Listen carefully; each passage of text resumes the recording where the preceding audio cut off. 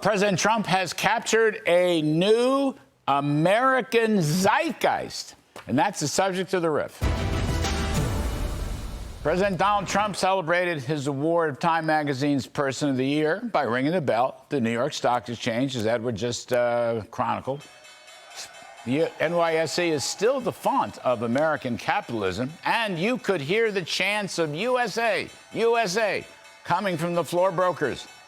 Mr. Trump is the first president since Ronald Reagan to ring the bell at the opening. And after 4 years of the absolute failure of Joe Biden's big government socialism and modern monetary theory, it's no wonder those New York Stock Exchange floor traders were cheering. Mr. Trump promised tax cuts and deregulation to promote economic growth of 3% or better. Of course, he himself understands business because he was an enormously successful businessman. Virtually no one in the Biden administration ever worked in business, except for a few who were in charge of DEI and ESG programs, which don't count, and will be blown away by the new president-elect.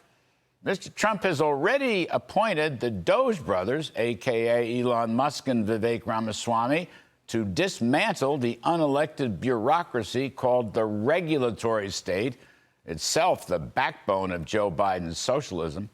With over $2 trillion worth of regulations, most particularly the Biden war on fossil fuels, this modern brand of Marxism dumped sand into the gears of business and undermined the kind of entrepreneurial capitalism espoused by Mr. Reagan and Mr. Trump.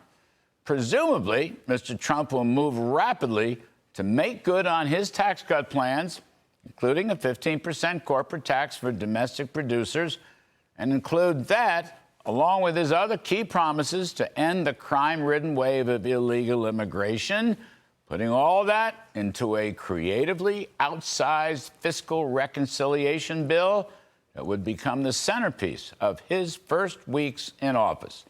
Already, American business and consumer confidence has soared in anticipation of Schumpeterian gales of creative destruction. Haven't used that in a while. The national mood is turning positive. Trump's win is reviving America's lost energy. And culturally, there's a collective sigh of relief that the yoke of woke mind virus, to use Elon's phrase, will be removed. Merit will replace DEI. Religion and faith will return, which brings us to an interesting moment in President Trump's Time Magazine interview. Mr. Trump told them that the assassination attempt in Pennsylvania changed a lot of people. He said a lot of people became much more religious, including members of his own family. And he reiterated his thought, going all the way back to the RNC convention in Milwaukee, that he came to believe that God spared his life for a reason. It is as though Mr. Trump has captured a new American zeitgeist. Indeed, Mr. Trump himself may be that zeitgeist. And that is the riff.